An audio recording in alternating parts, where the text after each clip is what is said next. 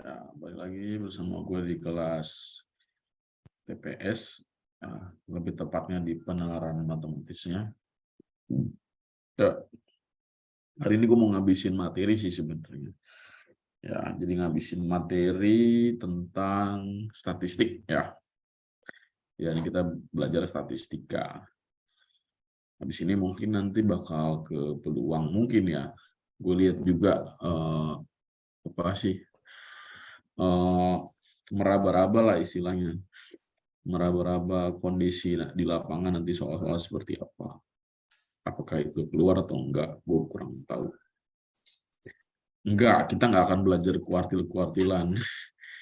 Cukup sampai di rata-rata doang sih sebenarnya. Ya.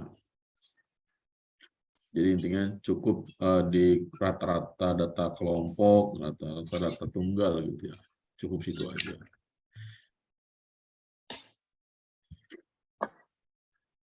Kalau kuartil kita ikut AKM. Apa itu AKM?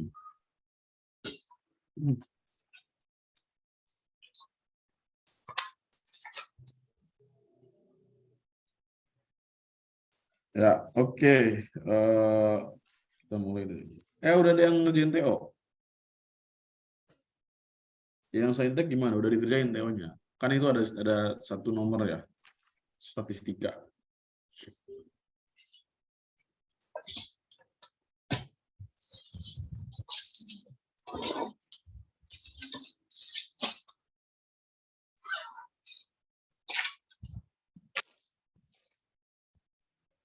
Tapi kalau di Matbas simak statistiknya sampai dalam banget kayak iya. Sedalam apa sih?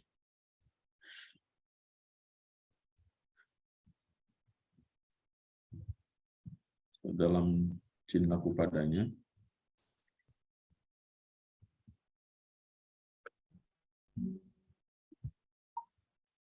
Sebenarnya tuh ya kalau ada Kalau gue Matbas, di simak masih ada Matbas ya?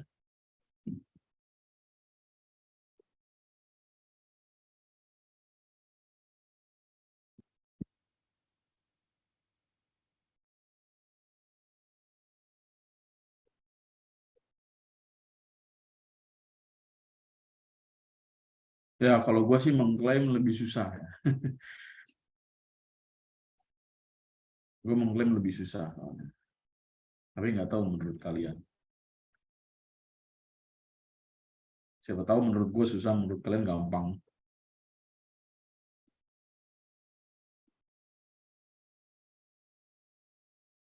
Ya kan gak ada yang tahu kan. Karena gue, aduh susah nih. Tapi begitu kalian yang ngerjain, ini mah gampang. Siapa tahu gitu kan.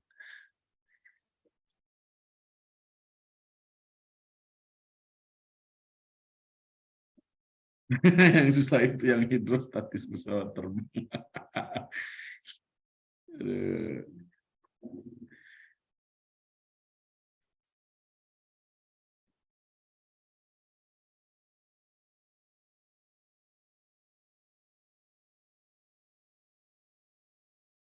Ya, mungkin yang kuartil-kuartilan bakal kita bahas di next pertemuan kali ya, karena kan kita masih panjang pertemuannya. Ya.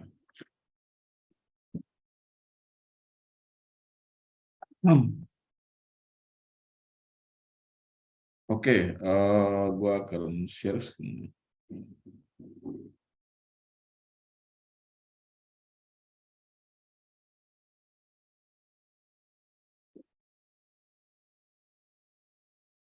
Tuh, statistikanya tadi nggak susah katanya. Oke. Oke, kita mulai dari sini, guys. Kita share screen.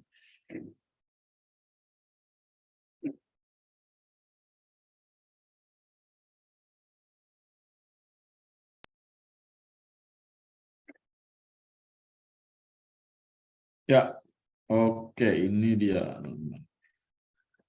Jadi kita akan membahas tentang statistika. Ya, kita mulai dari biasa ya. Kalau gue tuh sama definisinya, definisinya dulu gitu ya. Apa sih definisi dari statistika gitu ya? Jadi statistika itu adalah ilmu yang mempelajari cara cara terkait apa pengumpulan data. Ya, kemudian setelah datanya ini dikumpulkan ya dengan berbagai metode gitu ya, data ini diapain? Diolah. Diolahnya diapain? Ya, bisa dilakukan sebuah apa perhitungan tertentu gitu ya. Setelah diolah diapain? Dianalisis. Ya, setelah dianalisis baru kita bisa mendapatkan sebuah kesimpulannya kayak gitu ya.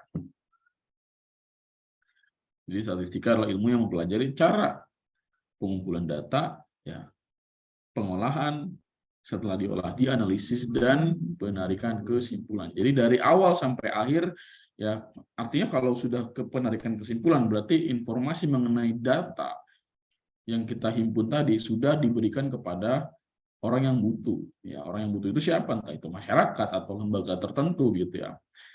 Katakanlah misalkan pada pemungutan suara pada pemilu gitu kan. Ya kan BPS adalah Badan Pusat Statistik mengambil data gitu ya.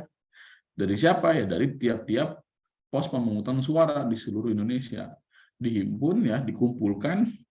Ya, lalu setelah dikumpulkan diapain? Diolah melalui berbagai perhitungan. Ya, setelah dilakukan berbagai perhitungan ada analisis tertentunya, mengapa bisa begini, mengapa bisa begitu. Ya, setelah itu baru ada kesimpulan. Nah, kesimpulan ini nanti yang akan diberikan kepada masyarakat kayak gitu. Nah, ada statistika, ada statistik. Ya, bedanya apa? Cuma beda huruf A doang padahal, tapi maknanya bisa beda ternyata. Jadi statistik itu ya tadi kumpulan data atau bilangan, ya, kumpulan data bilangan ya, sorry. Kumpulan data ya, baik bilangan ataupun yang bukan bilangan, yang kemudian disajikan dalam sebuah tabel atau diagram atau diagram. Nah, ini yang produk akhir dari statistika itu ini, statistik. Ya, karena di sini kata kuncinya apa? Disajikan dalam diagram atau tabel. Berarti siapa? Berarti dialah yang kemudian diapain? Ditunjukin ke masyarakat atau ditunjukin ke orang yang butuh hasil statistiknya. Ya, misalkan hasil statistik kekalahan suatu klub atau statistik dari perubahan temperatur udara di suatu kota gitu ya, itu kan diberikan kepada orang-orang yang butuh gitu ya.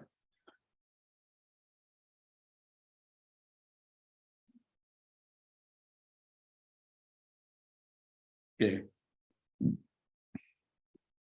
Nah, ada yang namanya datum. Apa itu datum? Ya, jadi datum itu keterangan yang dikumpulkan gitu ya. Ya, keterangan yang dikumpulkan dari suatu metode pengambilan data. Tadi kan kita lihat ya di awal ya pada statistika gitu kan. Jadi data itu dikumpulkan ya. Ya, data itu bentuk apanya? Bentuk jamak. Ya, jadi bedanya datum dengan data adalah kalau datum itu bentuk tunggal, ya,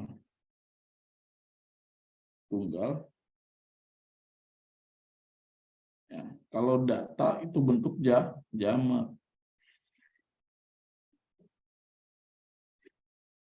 Ya, artinya kalau datum itu satu datanya, misalkan gini, data data tinggi badan anak Lazarus Saintek. Ya, di antara data tersebut, banyaknya data tersebut ada satu data yang merupakan tinggi badan dari Raymond katakanlah. Berarti tinggi badan dari Raymond itu disebut sebagai datum gitu. Ya. Nah, data ya atau datum ya itu terbagi menjadi dua jenis ya. Yang satu ada yang disebut kuantitatif ya. Kuanti itu artinya asal katanya dari count ya kan, yang artinya sesuatu yang bisa dihitung gitu ya. Dalam hal ini berarti dia itu datanya berbentuk bilangan. Contohnya apa? Tinggi badan, berat badan gitu ya. Atau apalagi katakanlah banyak ya. Misalkan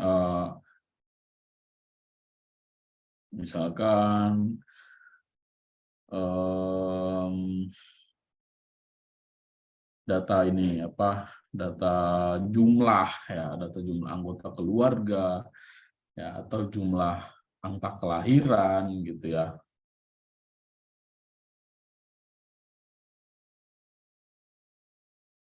Itu data kuantitatif.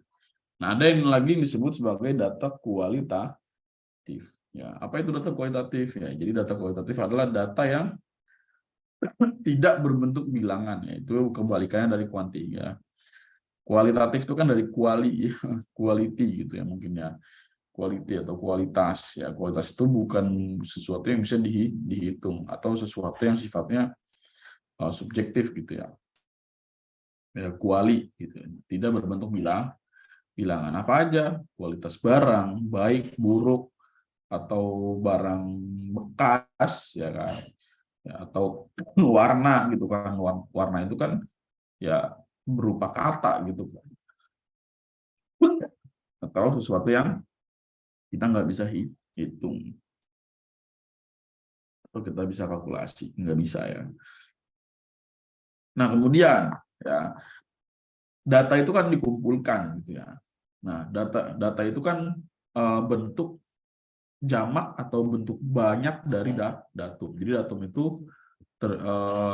yang banyak disebut sebagai data. Dari mana data itu bisa didapat? Dari proses pengumpulan data. Nah, data yang sudah terkumpul itu ya disebut sebagai apa? Populasi. Ya, ya populasi. Kemudian dari populasi ya kita bisa mendapatkan apa? Sampel atau contoh gitu ya. Ya. Jadi ada cara pengumpulan data ya. Nah, ada populasi, ada sampel gitu. Jadi populasi itu apa? Populasi itu seluruh objek yang kita amati atau ya datanya yang kita ambil. Misalkan gini, kita mau meneliti atau kita mau menghitung statistik pengeluaran uang laki-laki ya, katakan laki-laki yang perokok gitu. Ya pengeluarannya itu sehari berapa?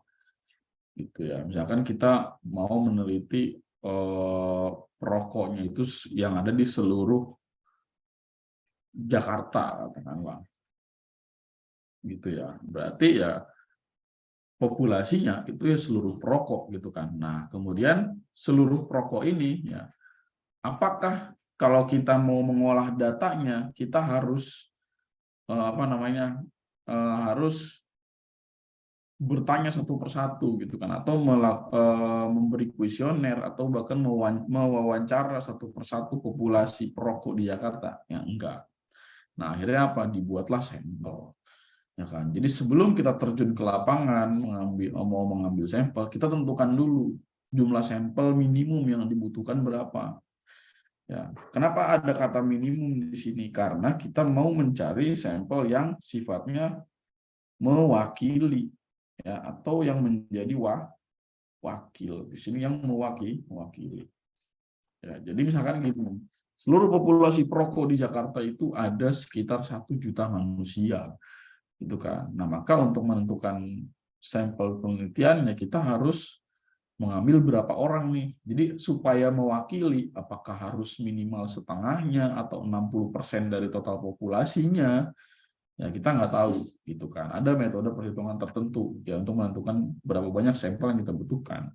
Itu pada level sarjana gitu. Ketika nanti kalian mau melakukan atau mengerjakan skripsi gitu ya. Skripsi itu biasanya ada apa, statistika, itu wajib sih menurut gua. Ya, baik itu dari sosum ataupun dari saintek, skripsi yang berkaitan dengan statistik itu pasti ada dan memang itu suatu kewajiban menurut gua untuk menampilkan data statistik, kecuali mereka-mereka yang dari ilmu budaya ya. Ada beberapa mungkin tapi nggak semua. Gitu. Ya, jadi sampel itu wakil atau sekumpulan ya, dari datum yang kita ambil yang mewakili sifat dari populasi kayak gitu. Nah, kemudian bagaimana sampel ini bisa diambil atau data ini diambil? Nah, kita bisa melakukan yang namanya wawancara. Ya, wawancara itu berarti kita bertanya satu persatu ya tentang apa-apa saja yang kita butuhkan. Misalkan berapa banyak uang yang Bapak keluarkan untuk merokok dalam sehari, rokoknya jenis apa, gitu ya. Terus dalam satu kali beli itu habisnya berapa lama, gitu kan. Ya, itu kan kita melalui wawancara bisa kayak gitu. Atau kalau kita mager ke lapangan untuk wawancara, kita bisa melakukan angket atau berupa formulir ya. Sekarang kan formulir di Google Docs ya, kayak link gitu yang ngisi di Google Docs gitu kan, angket itu bisa. Nah, observasi itu kita datang langsung ke lapangan melakukan pengamatan atau pengukuran. Misal kita mau menghitung jumlah populasi dari mahasiswa yang menggunakan motor untuk datang ke kampus. Jadi kita datang langsung ke kampus, ke bagian pintu gerbang, menghitung secara manual motor yang masuk dan keluar kampus. Gue pernah melakukannya dalam rangka menghitung jumlah karbon gitu ya dari hasil kendaraan bermotor mahasiswa IPB. Pernah gue tahun 2000 berapa? 2017-an lah. 2017 atau 2018 awal gitu kira. Ya, jadi melakukan observasi langsung atau observasi langsung juga dilakukan oleh lembaga-lembaga terkait seperti BMKG gitu ya. BMKG itu kan menampilkan atau menyajikan atau memberikan informasi terkait prediksi curah hujan itu kan karena sebelumnya dia sudah melakukan observasi ya, dan sudah punya data yang dia kumpulkan. Lalu kemudian data itu diolah ya. Kok bisa Kak data olahan BMKG itu bisa digunakan untuk memprediksi curah hujan? Ya karena kan curah hujan atau fenomena alam hujan itu kan memiliki yang namanya siklus atau pola gitu kan, pola pengulangan ya. Misalnya gini, BMKG memprediksi hujan atau musim hujan atau awal musim hujan tahun 2021 jatuh pada bulan Desember awal. Nah, itu kenapa BMKG mengatakan seperti itu? Kenapa? Karena dia sebelumnya udah punya data. Ya, data itu dapat dari apa? Dari observasi lapang. Karena BMKG punya alat ukurnya. Ya, anak sosun tahu alat ukur curah hujan apa? Ya, tahu nggak? Anak sosun mana nih? Apa alat ukur dari curah hujan? Sorry. Ya, jadi alat ukur dari apa? Dari curah hujan ya, itu adalah apa? Ada dua ya, ada ombrometer, ada yang namanya sangkar cuaca gitu ya. Ya, ombrometer. Gue pernah membuat ombrometer sendiri dulu waktu KKN di Indramayu. Ya, jadi data curah hujan itu diambil sendiri ya, diobservasi sendiri menggunakan ombrometer atau sangkar cuaca bisa juga gitu ya. Lalu data tersebut mereka catat, ya, lalu mereka olah dengan metode statistik tertentu sehingga memunculkan suatu fenomena yang disebut sebagai siklus atau pengulangan kejadian gitu. Jadi kalau dibilang oh tahun lalu itu atau beberapa tahun belakangan awal musim hujan di Jakarta atau di Indonesia selalu dimulai bulan Desember. Oh ya udah berarti karena terbanyaknya yang paling banyak muncul adalah itu ya berarti di tahun segini kemungkinan ya awal musim hujannya juga sama dengan probabilitas atau akurasi dari ketepatan prediksi atau forecast itu sekitar 85%, katakanlah kayak gitu. Jadi BMKG itu nggak sembarangan dalam menentukan awal musim. Itu biasanya ada yang namanya akurasi dari forecast, itu sekitar 85%. Itu jadi nggak 100% ya, karena yang 100% tahu itu Allah atau Tuhan ya. Jadi BMKG tidak mungkin tahu. Atau yang keempat, kita menggunakan tes gitu ya, data kita menggunakan tes. Salah satunya ya tes SNBT ini gitu kan. Ya, jadi kita mau mengumpulkan data berupa skor dari peserta SNBT yang berasal dari katakanlah Jawa Tengah.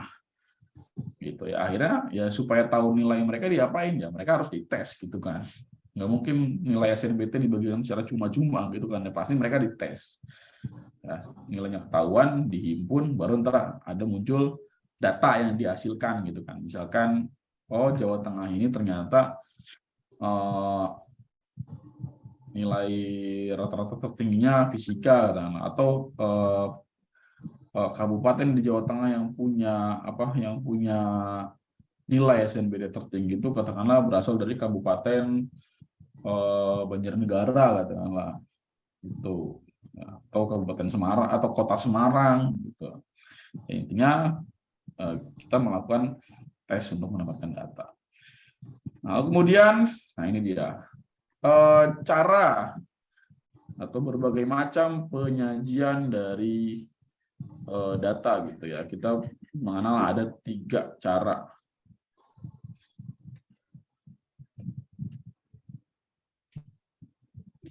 Pengambilan data, penyajian data ya. Ya, misalkan kita memiliki data yang ada di tabel berikut. Ya, ada data berupa angka ya, data tentang data siswa yang menyukai berbagai jenis olahraga. Ya, olahraganya ada 5, ada bulu tangkis, sepak bola, voli, basket, dan tenis meja. Nah, terus ya, masing-masing olahraga itu ada jumlah siswanya yang suka gitu. Ada 25, 60, 45, 50 dan 20 orang. Nah, data tabel ini atau data tabulasi ini bisa kita transformasi ya, atau kita ubah menjadi bentuk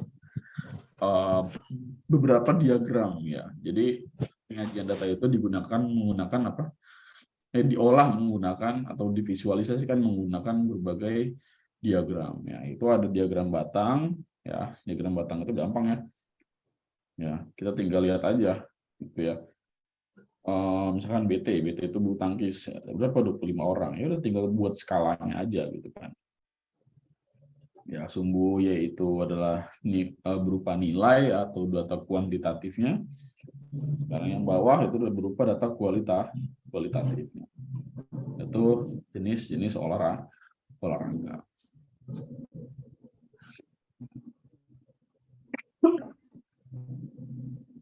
Ya. Nah, terus ada juga berupa diagram garis. Ya, gitu. Ya, berarti dia berupa garis gitu ya. Ya. Bukan berupa batang, tapi berupa garis sesuai dengan namanya. Ya, jadi diposisikan titiknya sesuai dengan jumlah yang ada di tabelnya. Lalu kemudian diagram lingkaran. Nah, kita mulai dari sini. Ya, jadi kan gini ya, kita tadi punya data yang ada di tabel. Ya, gimana sih caranya kita mengolah data yang ada di tabel itu menjadi data diagram lingkaran seperti ini. Ya, tadi kan bulu tangkis kan 25 orang ya. Nah, 25 orang tuh bulu tangkis kenapa tiba-tiba jadi 45 derajat atau jadi 12,5%. Itu gimana caranya? How can it be gitu ya? Ya, jadi cara menemukan atau mengubah data tabel ya atau data tunggal ya dari tabel kita ubah menjadi bentuk diagram lingkaran gitu kan. Ya, kita gini ya, misalkan kalau kita dimulai dari siapa yang tadi pertama itu bulu tangkis ya 25 orang. Jadi mencari dalam bentuk derajat ya.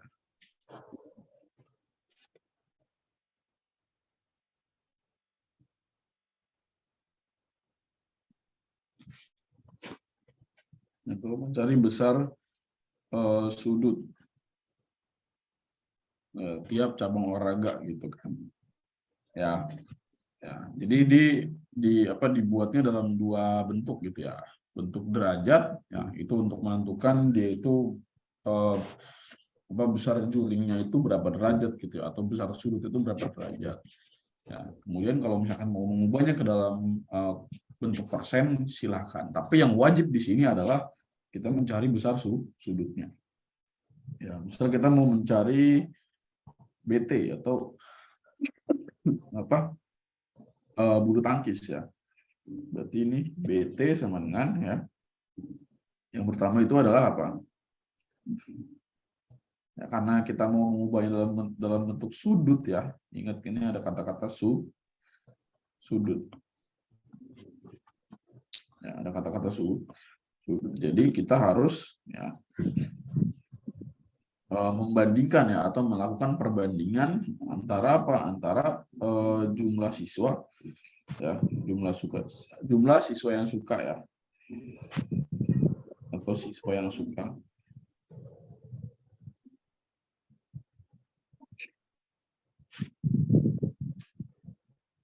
dibagi dengan siapa? Dibagi dengan jumlah keseluruhan. Jumlah keseluruhan.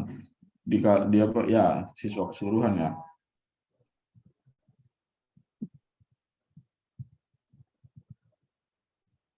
Ya, dibagi dengan siswa keseluruhan. Dikali berapa? Dikali dengan 360 derajat. Ya. Jadi kenapa 360 derajat? Karena satu lingkaran. Gitu. Nah, siswa yang suka tadi berapa? 25. Ya. 25 per siswa keseluruhan berapa? Ini kita jumlahin aja. Ya, 25 tambah 60 berapa? 85. 85 tambah 45, 130. 130 tambah 50, 185. 185 tambah 20 berapa tuh? Ya. Wah, ada yang izin lag. Kenapa nih? Kenapa guys? Pada izin guys? Ada apa geram?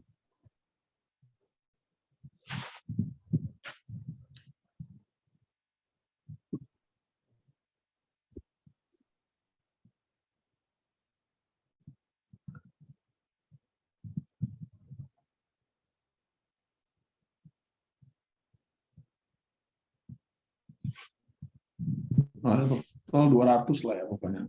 Ya 200 ya. Ya, jadi ini 200 ya. Berarti kan kalau di total ini ada 200. Ya. 200. Jadi 25 per 200 gitu ya. Dikali 360. Gitu. Ya, berarti ini 1/4 dikali dengan 360 derajat. Maka muncullah hasil berapa? 45. Nah, kalau mau mencari persentase gimana? Kalau persentase berarti tinggal ya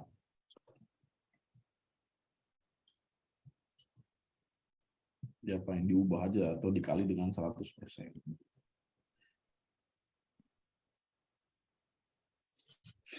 Dikali dengan 100%. Oh iya 8 ya, kok 4 sih. Sorry. Itu mah 100 ya. Ya, jadi seperti itu.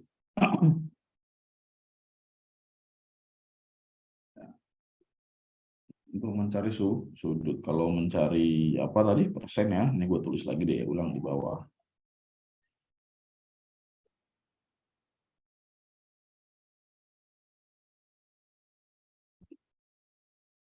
Besar persentase. Berarti kita ambil contoh lagi si BT lagi ya. Ini siswa yang disuka, siswa yang suka gitu ya. Berarti ini 25 per 200 dikali dengan 100 per persen. Berarti ini 1/8 dikali 100%. Berapa tuh? 12,5 ya. Persen. Gitu. Ya, ini dia diagram lingkaran.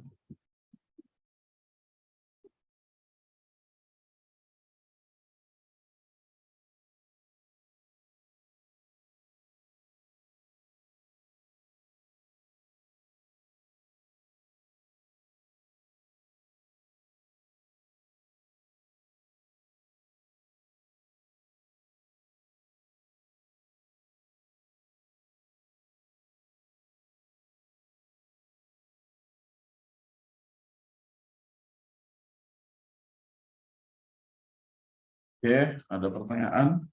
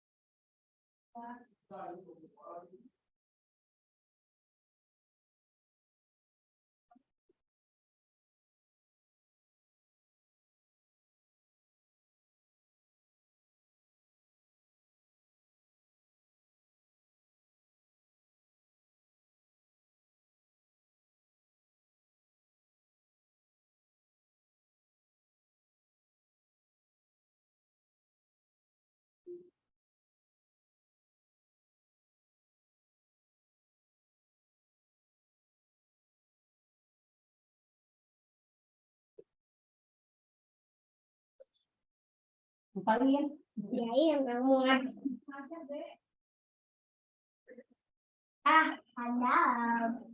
pastinya dong ada seperti biasa.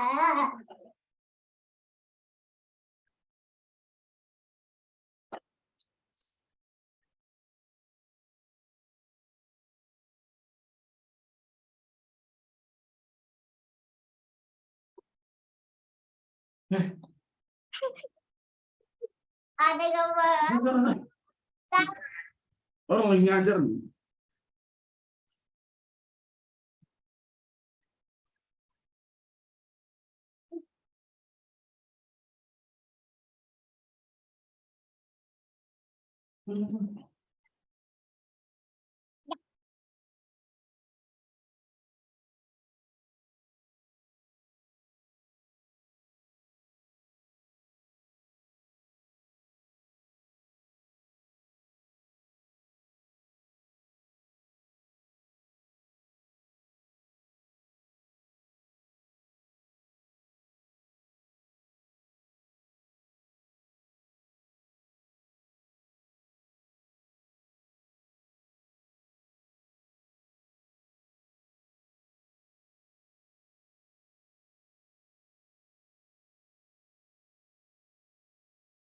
Sorry guys, tadi lupa dimatiin.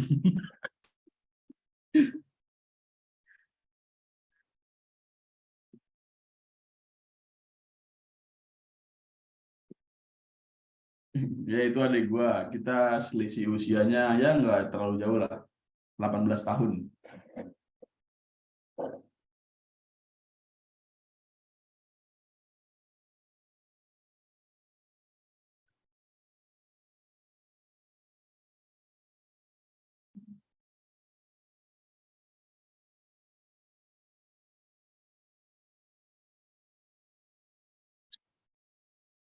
Ya, dia lahir pas gua lagi di asrama di PB dulu.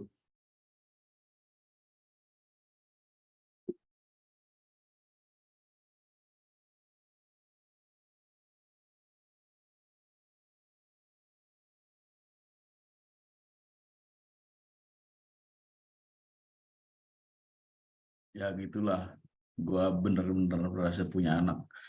Karena memang yang ngedidik dia ya gua gitu kan.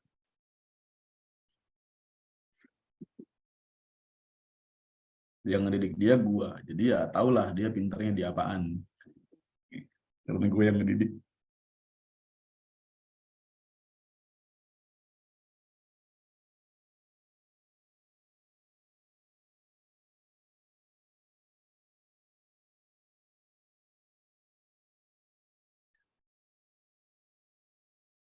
Dia tuh kadang ini loh, punya pertanyaan random gitu. Dia pernah nanya ke gua, "Bang, kenapa AC bisa dingin?"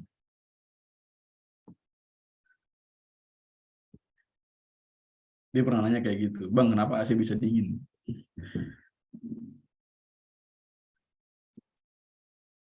Umur 7 tahun.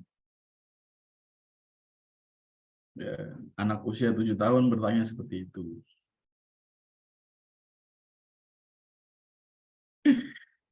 Baru kelas 1, cuy.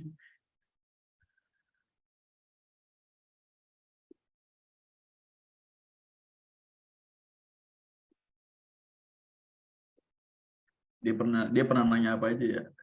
Ya, dia pernah nanya kenapa AC dingin. Dia pernah nanya planet itu apa. Terus dia pernah nanya kenapa bulan selalu ngikutin kita.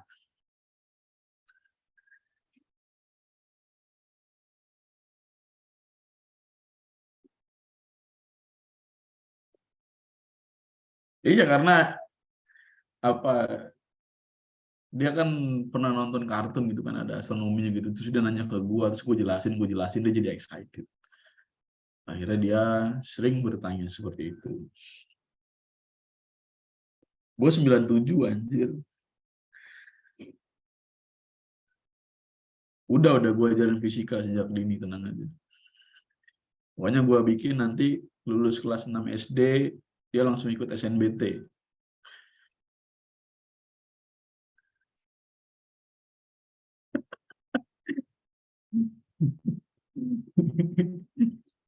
Ini gue waktu daftar SD gue bilang gini ke gurunya kan, waktu daftar SD gue bilang gini gurunya, Pak, nanti kalau misalkan SD ini mengirim perwakilan Olimpiade, nanti adik saya aja yang ikut. Gue bilang gitu.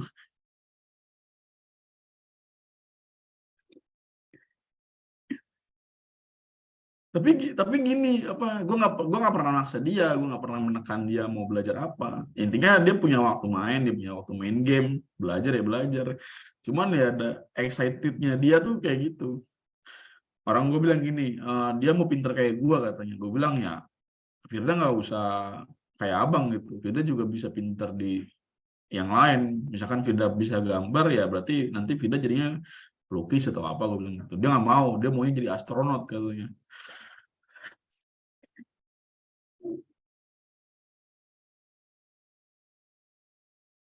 Dia maunya jadi astronot katanya.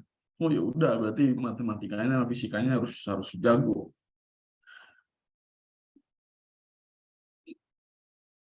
Kalau misalkan dia masuk sosum juga nggak masalah sih, gue mah. Yang penting dia suka.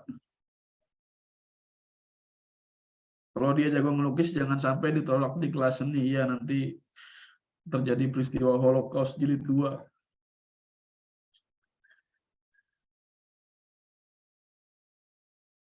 Gue udah ngajak dia di talk gitu ya, karena dia pernah bilang ke gue kalau dia pernah disuruh untuk musuhin temennya yang berbeda suku gitu. Ya gue bilang kalau di Indonesia itu sukunya nggak cuma satu, banyak sukunya, kita harus berteman sama orang yang berbeda suku. Agama di Indonesia itu ada 5, gue bilang gitu. Gue jelasin tiap-tiap agama itu Tuhannya apa, kitabnya apa gitu, kita harus menghargai, gue bilang gitu.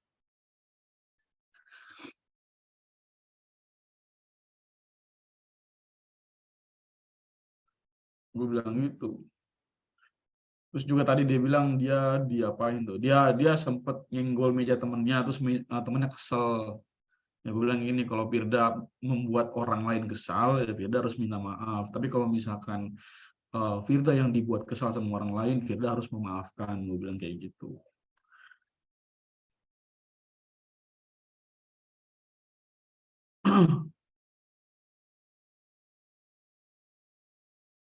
Adik gue jajan 2.000 doang.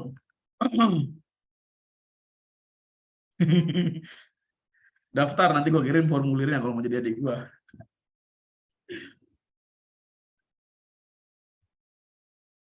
Oke.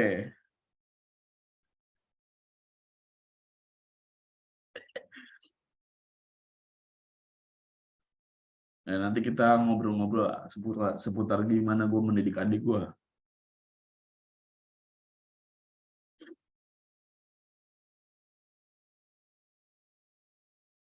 Oke, tadi kan kita udah ini ya teman-teman ya, apa belajar berbagai macam penyajian data gitu, intinya ya, melalui berbagai diagram ya. Ada diagram apa? Batang, garis, dan lingkaran. Nah, data itu ya, atau ya data ya, data itu punya 2 jenis. dibedakan berdasarkan apa? Berdasarkan jumlahnya. Ya. Jadi data dibedakan menjadi dua jenis berdasarkan jumlahnya. Ada data tunggal, ya. Data tunggal itu data yang dia itu punya satuan yang seragam atau yang sama. Ya. Ya. Ada data kelompok. Kalau data kelompok itu dia jumlahnya banyak. Dan antara data itu ada interval tertentunya. Intinya dia karena jumlahnya banyak sih, makanya itu disebut sebagai data kelompok. Dan nggak bisa menggunakan statistika yang sederhana atau perhitungan yang sederhana.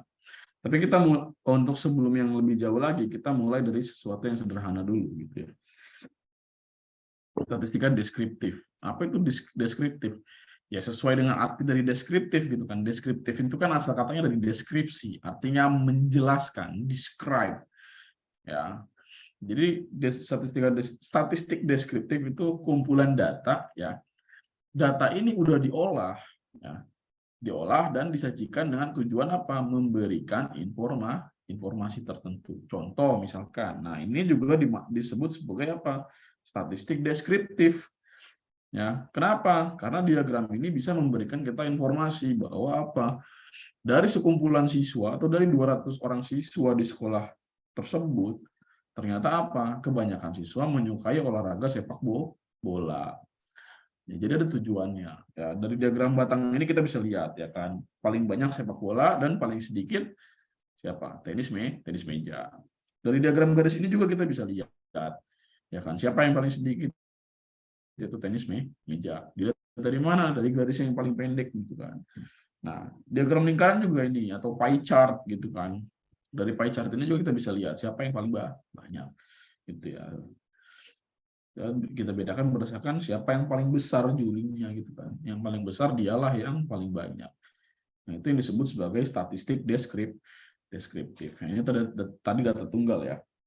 Nah, bilangan ya, data bilangan yang memiliki satuan yang sama. Ya, artinya gini, kalau ada sekumpulan data yang katakanlah data tinggi badan, ya berarti wajib satuannya senti, misalkan senti ya, berarti 1 senti ya semuanya senti. Atau satu, misalkan datanya meter, semua harus meter. Itu disebut data tunggal. Ya. Nah, disajikan dalam bentuk apa? Tabel distribusi frekuensi. Ya. Sama seperti tadi gitu kan. Ya, ini tabel distribusi frekuensi gitu. Ya, jadi olahraga itu ya jenis olahraganya gitu kan.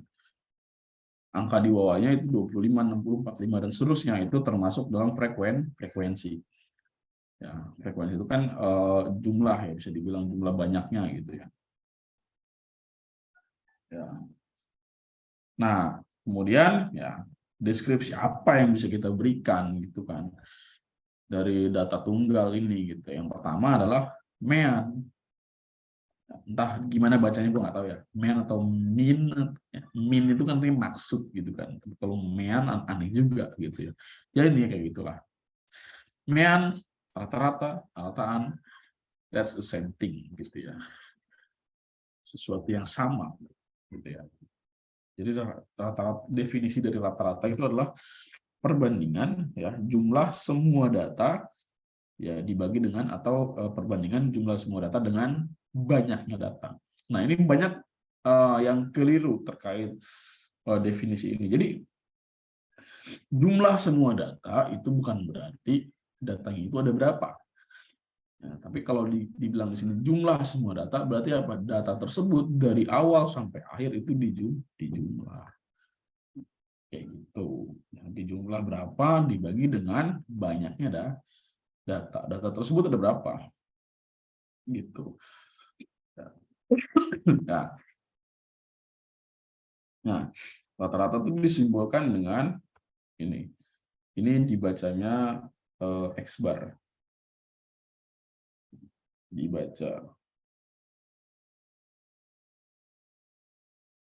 Ya, dibaca X bar. Yang dibaca X bar artinya rata-rata. Jadi X dan bar itu garis di atas. Ya. Terus di sini sigma X itu berarti apa? Ya, kalau udah ada simbol sigma berarti menyatakan jumlah. Ya, jumlah dari siapa? Jumlah dari data gitu kan. Ya, misalkan data ini disimbolkan sebagai X ya, berarti jumlah dari X itu semuanya berapa? Dan N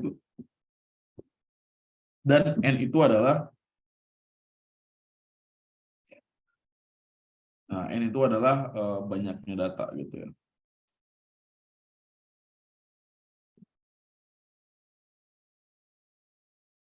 Kayak gitu. Ya. N itu banyaknya data.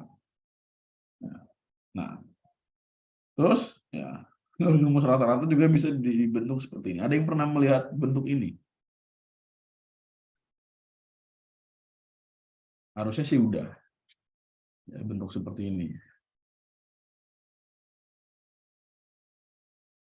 Tapi tahu bagaimana cara menggunakan atau membacanya?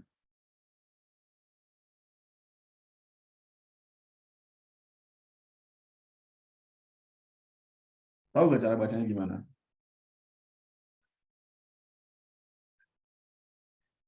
Apa ini? X bar sama dengan sigma fiksi per V N I sama dengan 1. Ini ada di atas itu, di atas sigma itu ada N, terus di bawah sigma itu ada I sama dengan 1. What's the meaning gitu kan? What the meaning? Apa artinya? Puyeng.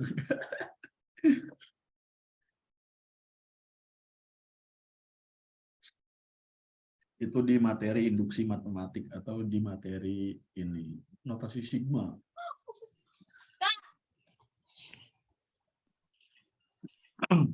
Ya, betul Alma. Ya. Ini kan X bar itu rata-rata ya. Nih gue jadi cara bacanya. Bar itu kan rata-rata. Nah, di sini di atasnya itu kan sigma ya, sigma atau jumlah ya dari perkalian ya FI dikali XI ya, di mana I itu ya dimulai dari 1 sampai dengan N kayak gitu. Ya. Ngerti nggak? Pasti nggak.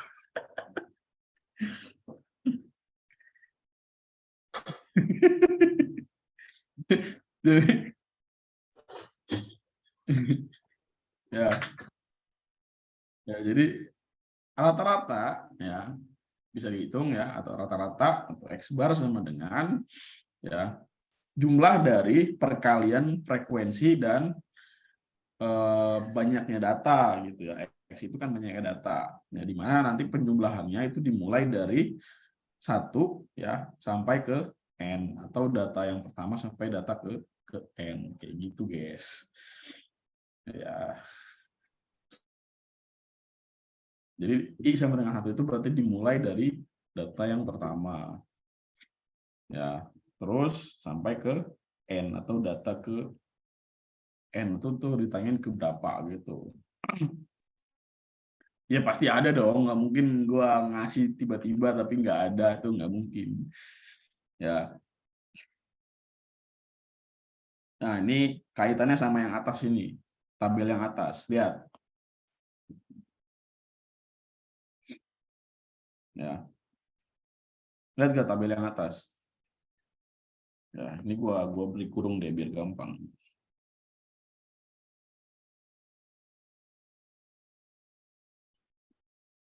Ya.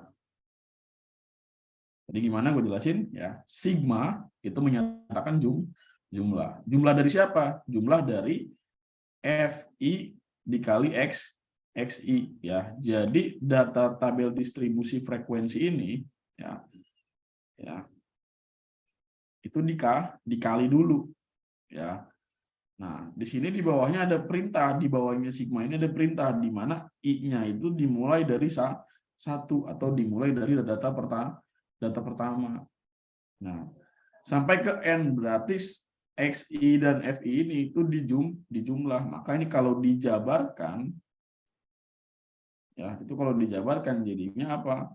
X bar sama dengan ya dijabarkan jadinya F1 dikali X1 ditambah F2 dikali X2 ditambah F3 dikali X3 ya tambah titik sampai pada Fn dikali Xn ya gitu per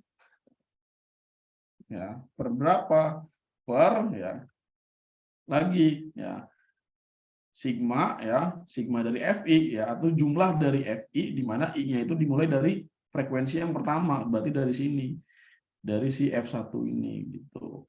Dijumlahin ya F1 tambah F2 tambah F3 tambah berapa? Tambah titik sampai F ke N kayak gitu. Kayak gitu ya. Paham nggak? Paham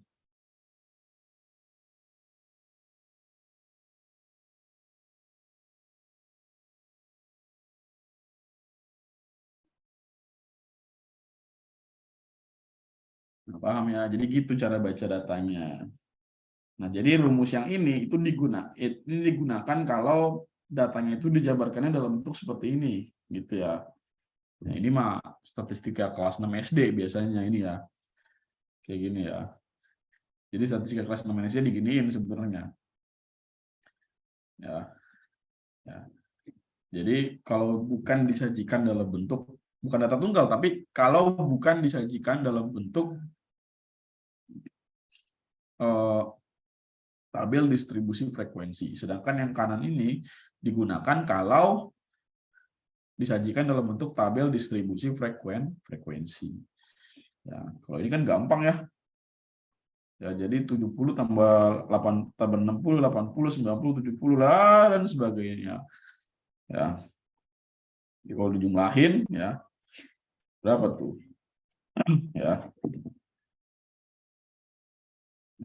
X bar sama dengan ya 70 tambah 60 tambah 80 tambah sekian sampai ditambah 80 gitu ya.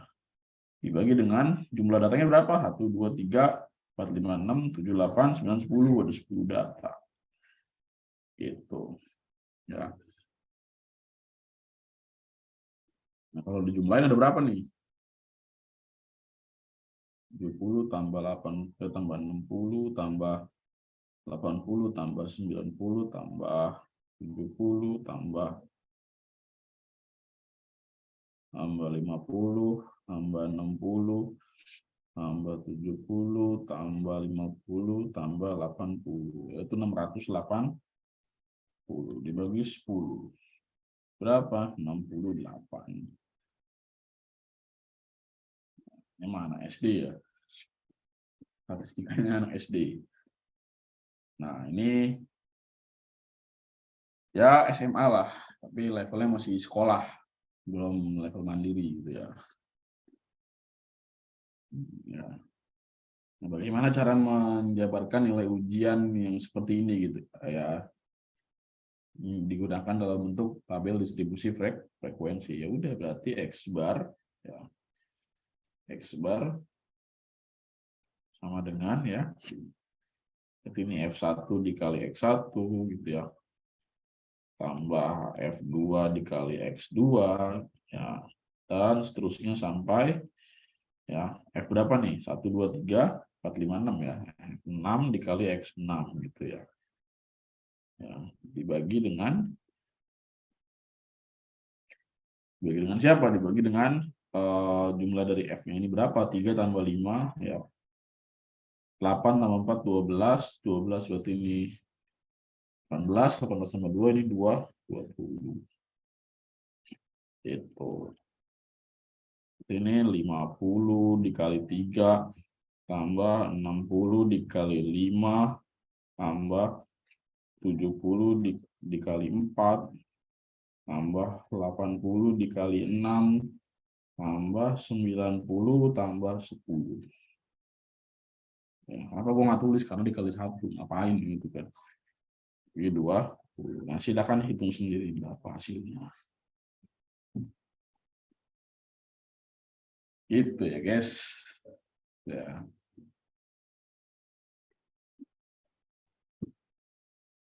Berapa hasil Devina dapat berapa nih? 6,7. Betulkah? 67 ya harusnya. 60 tuh. 67. Itu.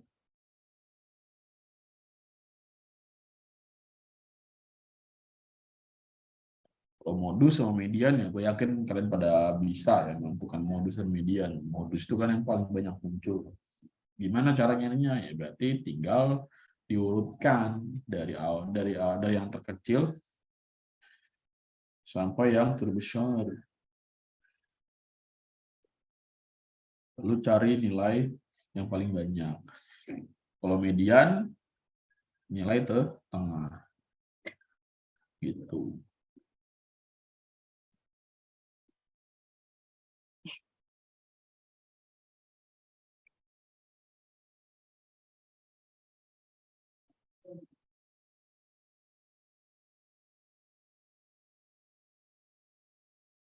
Azan jam berapa, guys?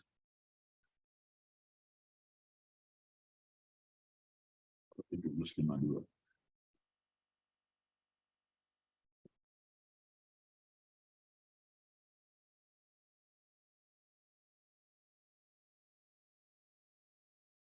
Iya, 10.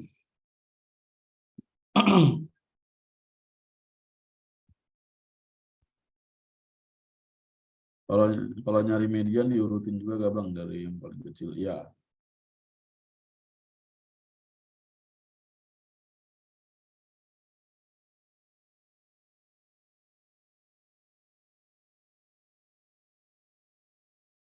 median juga diurutkan gitu ya. Penting banget diurutin dari awal sampai akhir. Pokoknya gini sih, gua sih dulu kebiasaannya dari kelas 9 itu gini. Kalau mau nyari median untuk modus pemilihan gitu ya. Jadi data yang disebar gitu itu di apa namanya diurutin dari kecil sampai gede, lalu kemudian cari meannya, cari modus, cari median ketika setelah datanya diurutkan. Dan modus itu cuma satu atau bisa lebih. Misalkan ada angka yang ya dia sama-sama munculnya sebanyak 10 kali. Misalkan ada nilai 90 ada 10 orang. Terus nilai 80 ada 10 orang. Ya udah berarti nilai mediaan, nilai modusnya 10 gitu. Ya, dari 2 sumber, tapi modusnya ya tetap 10 gitu. Jadi nggak bisa 10 dan 10, nggak bisa. Jadi nilai 90 muncul sebanyak 10 kali, nilai 80 muncul sebanyak 10 kali kayak gitu.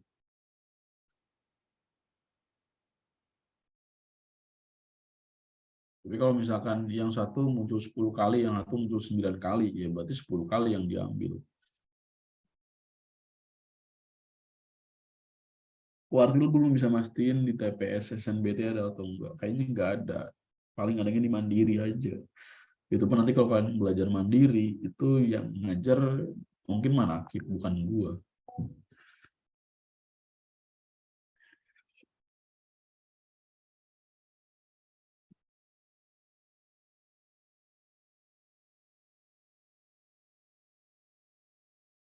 Wah, ini masih jadi perdebatan nih katanya. Ada yang jawabnya selain 67. Ya, silakan kalian bisa hitung sendiri ya. 50 kali 3 berapa, 60 kali 5 berapa. Dan seterusnya dijumlahin bagi 20.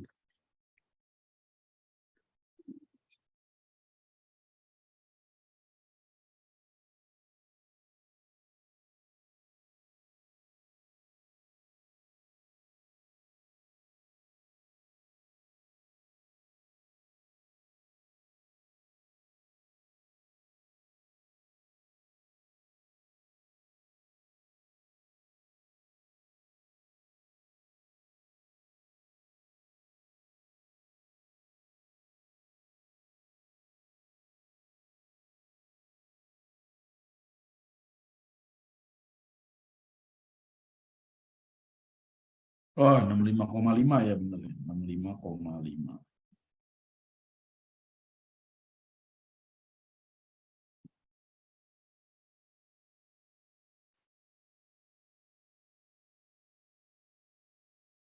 Ya, oke. Ada pertanyaan?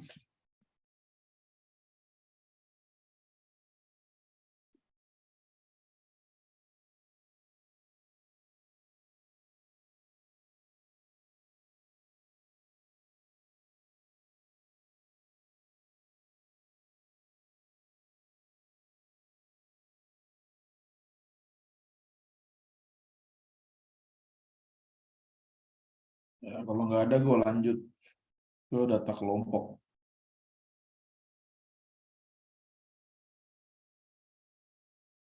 Batuk-batuk terus, guys. Bingung, guys. Tenggorokan peribat, guys.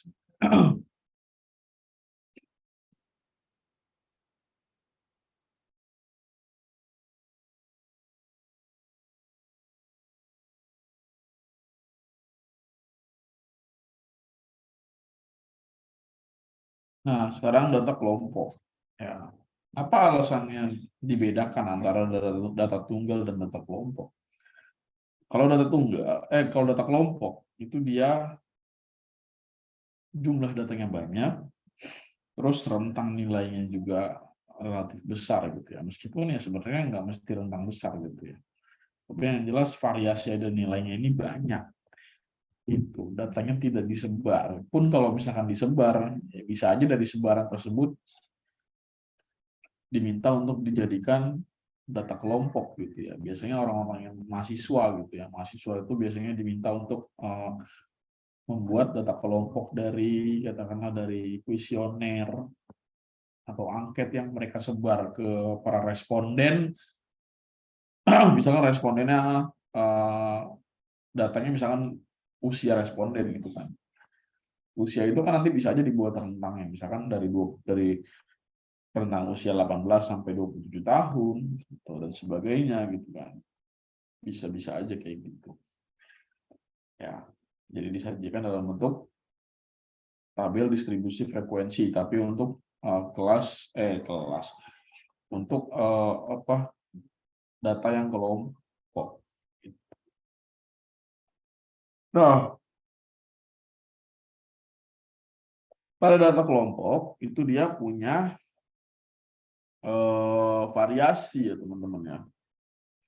Variasi dari apa namanya? Dari besaran yang harus kita tahu gitu ya, atau istilah-istilah yang ada pada data kelompok. Yang pertama itu adalah kelas. Apa itu kelas? Kelas itu kelompok data berupa interval. Nah, ini gue ada tabelnya ya, langsung gue contohin aja. Jadi kelas kelas ya. Kelas itu yang ini.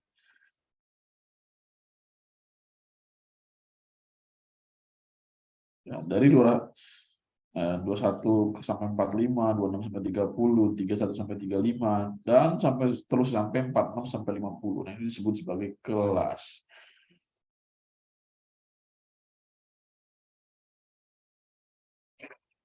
Kelas. Nah, terus apa lagi? Batas kelas. Batas kelas itu ya nilai yang membatasi tiap ke kelas. Mana? Nah, ini. Ya, ada misalkan 21 dan 25. Ini adalah batas kelas. Nah, 21 ini kan yang paling kecil ya dalam rentang, maka disebutnya di sini sebagai batas bawah.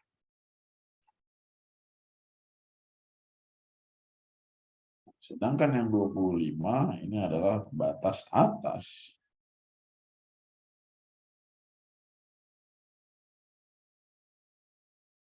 Gitu. Ya, 26 batas bawah, 30 batas bawah gitu ya, dan batas atas gitu dan seterusnya. Terus tepi kelas. Tepi kelas itu adalah batas nyata kelas. Jadi 21 dan 25 itu memang batas, tapi tidak nyata. Maksudnya gimana ya nyata istilahnya?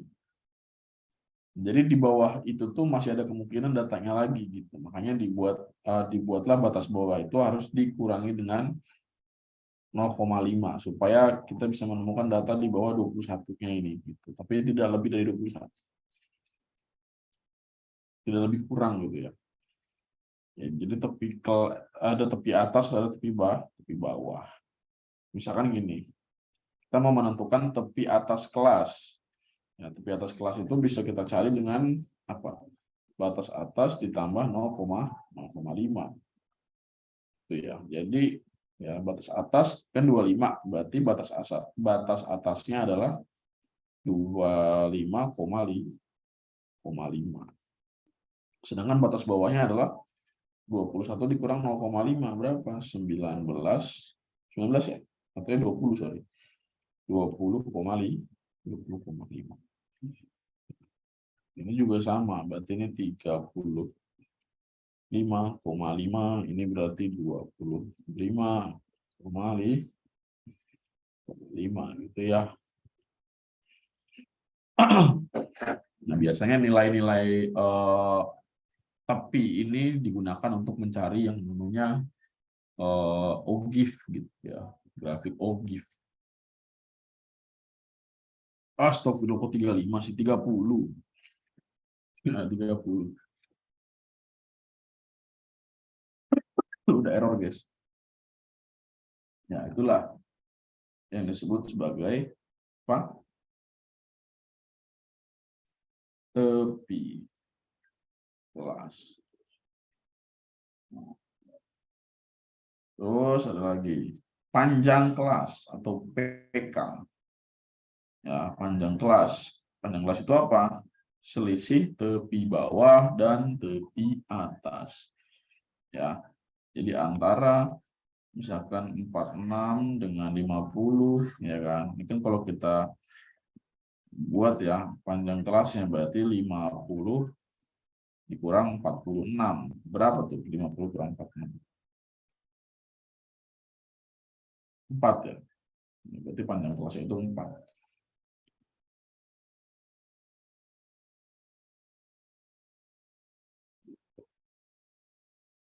Ya, inilah gitu ya. Nah, tapi ada tapinya teman-teman. Ada perbedaan di sini antara data tunggal dan data kelompok. Ya, pada rumus data kelompok, gue juga nggak tahu kenapa. Nah, tepi atau mana?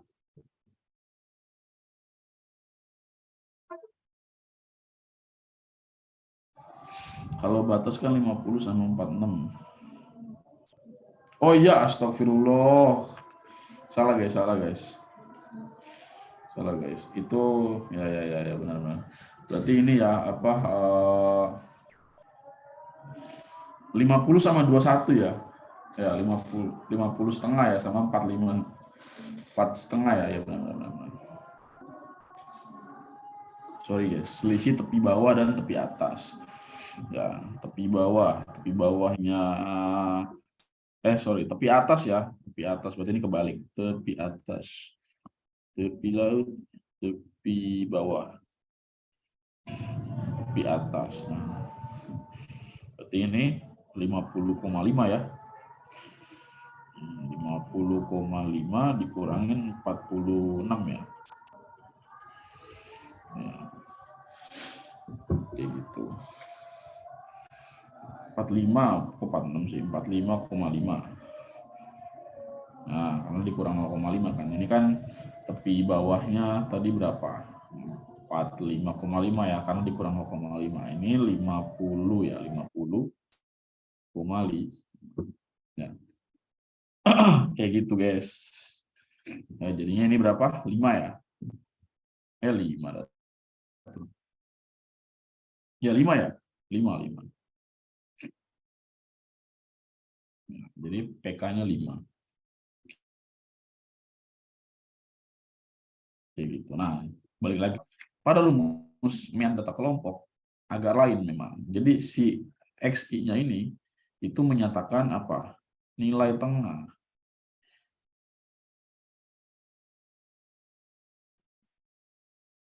Gitu. Jadi pada si rata-rata data kelompok XI ini berupa data nilai tengah. Ya. Ya. Jadi kalau kita misalkan mau menentukan nilai rata-rata dari si data yang ada di tabel ini, ya, maka kita tentukan dulu nilai tengahnya atau C. Ya. Nah, di antara 25 dan 21 tengah-tengahnya berapa? 21, 22, 23, 24, 2 kali 25. Berarti ini 23 ya. Ini tengahnya 2, 23. Berarti ini 28 ya. Ini 33.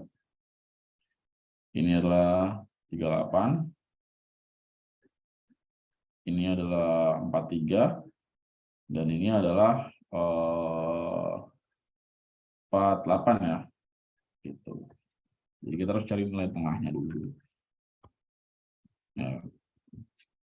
Jadi ini kan apa si V-nya ya. Ya, fiksi gitu ya. Nah, lalu kemudian di bawah ini ya, ini gua agak geser sedikit.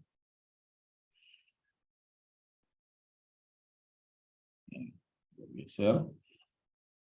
Ya. Nah, ini sigma dari si V-nya ini berapa? 2 tambah 8, 10, tambah 9, 19.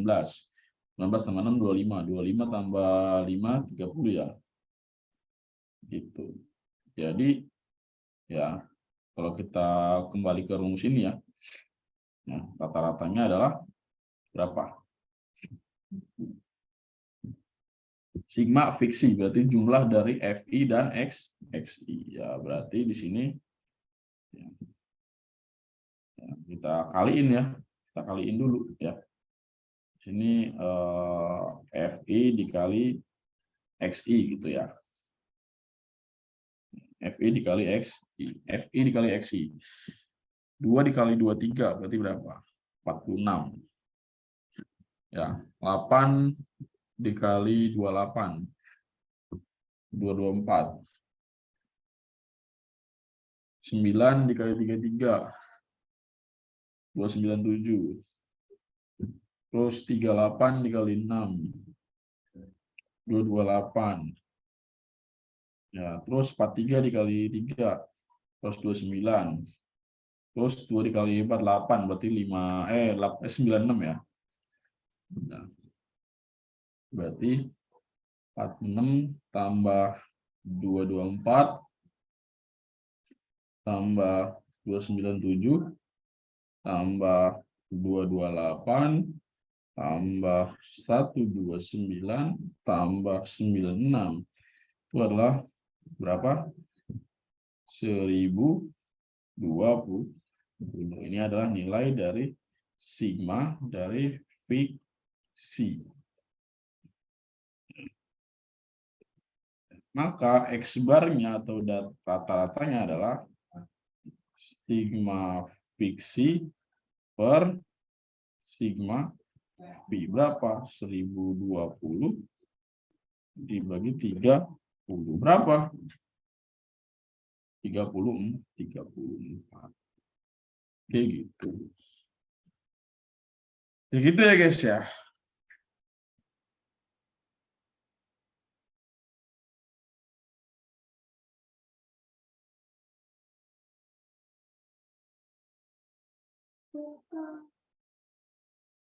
Ada pertanyaan?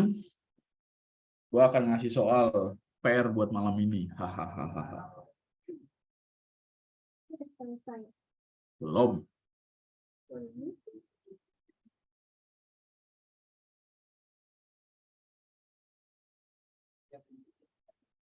Nah, ini ada pertanyaan nggak?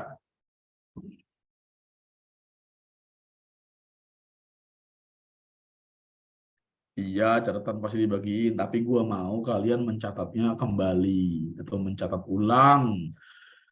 Karena saya tidak rela kalian tidak mencatat. Kalian tuh harus sibuk.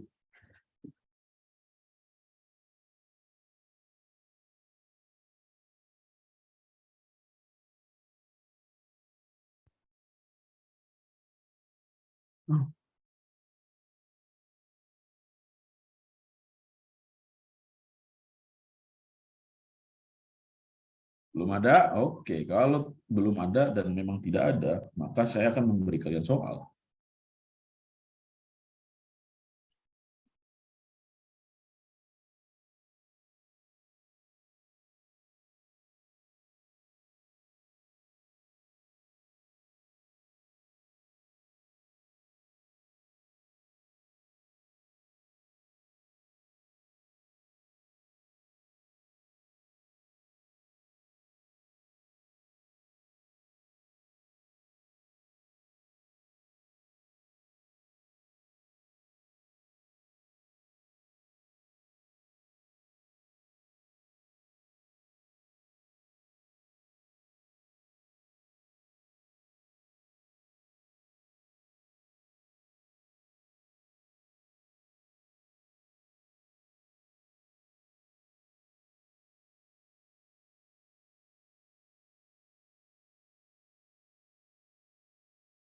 Mungkin menurut kalian pertanyaannya lucu, tapi coba deh kalau kalian ditanya apa itu planet, jawabannya apa?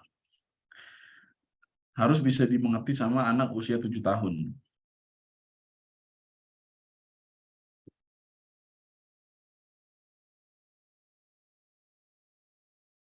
Kalau kalian tiba-tiba ditanya apa itu planet, harus bisa jawab dan harus bisa dimengerti sama anak usia 7 tahun.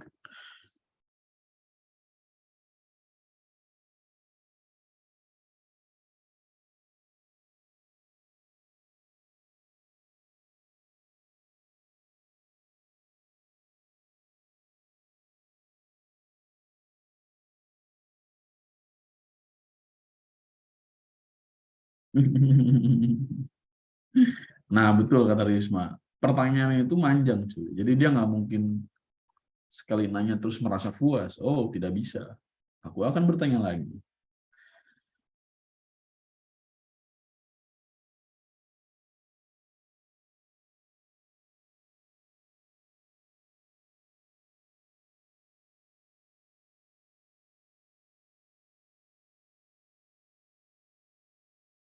Jangankan pertanyaan yang susah ya. Bahkan dia pernah nanya ginjal itu apa? Ginjal itu apa? Dia pernah nanya ke gua. Coba, bisa jawab nggak? Ginjal itu apa?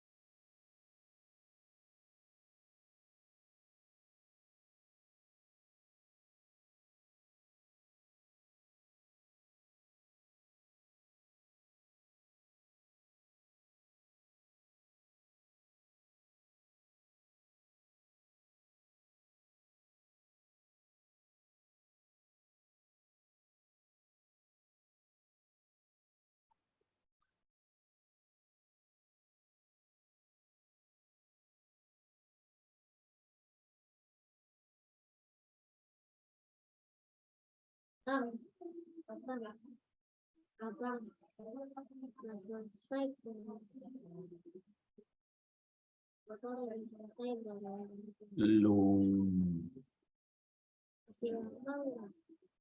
Iya. tinggal apanya? Tinggal apanya?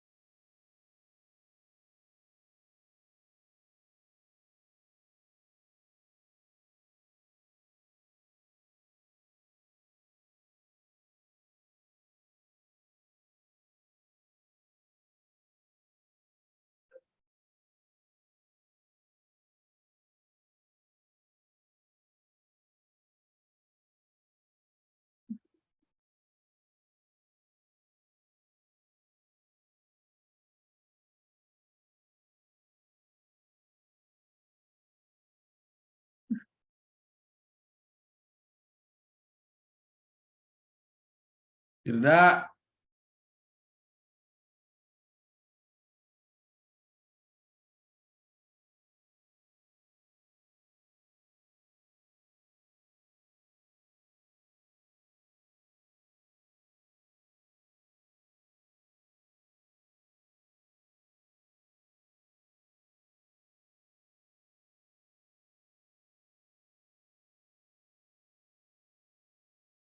Nih ya.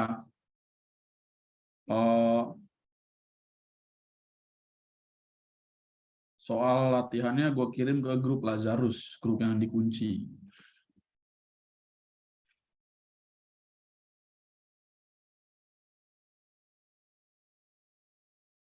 Nah, kalau gue kirim di grup Sosum atau Saintek kan nanti bakal kependam gitu ya.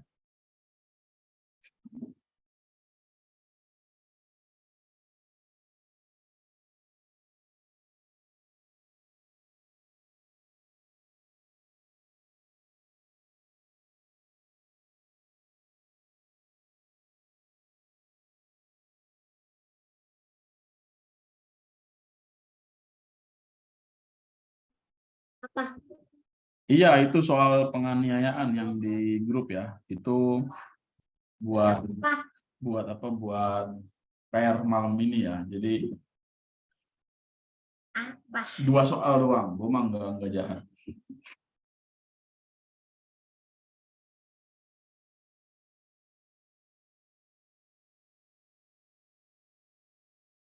Apa? Jadi kalau di buku-buku mungkin ini ya apa namanya